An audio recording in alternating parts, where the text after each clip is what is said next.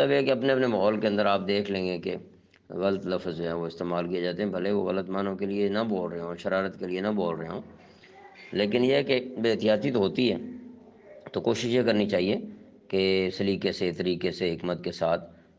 اس لفظ کی اصلاح کرتے رہنا چاہیے کہ ہم السلام علیکم کا پورا لفظ جو ہے وہ بولنے کی کوشش کریں۔ تو آیت مبارکہ میں آگے فرمایا واسمعوا، اور سنا کرو، یعنی لا تقولوا راعنا، راعنا نہ کہا کرو، قول انظرنا، انظرنا کہا کرو کہ آپ توجہ فرمائیے، آپ ہماری طرف دیکھیے، نظر کرم فرمائیے۔ تو واسمعوا، اور سنا کرو، جو کچھ کہا جائے، جو حکم دیا جائے، اس حکم کے مطابق عمل کیا کرو۔ وَلِلْكَافِرِينَ عَذَابٌ علیم، اور کافروں کے لیے دردناک عذاب ہے، یعنی کافر لوگ جو ہیں وہ دردناک عذاب میں مبتلا کیے جائیں گے، اس لیے کہ انہوں نے جان بوجھ کر کفر کا راستہ اختیار کیا ہوا ہے۔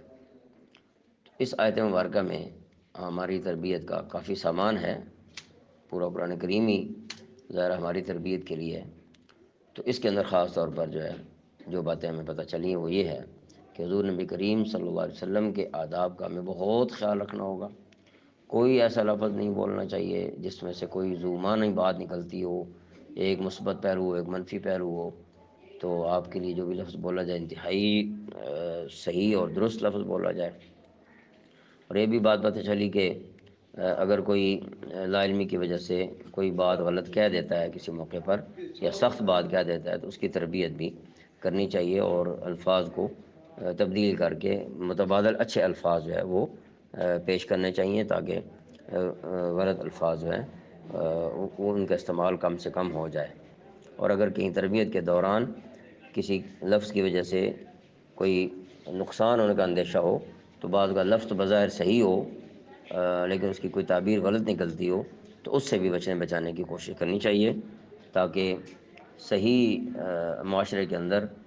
صحیح تعبیرات کے ساتھ الفاظ جو ان کا استعمال کیا جائے۔ اس سے آپس میں محبت بڑھے گی اور تکلیف کی صورتیں جو وہ ختم ہوں گی۔ اللہ تعالیٰ عمل کی توفیق عطا فرمائے۔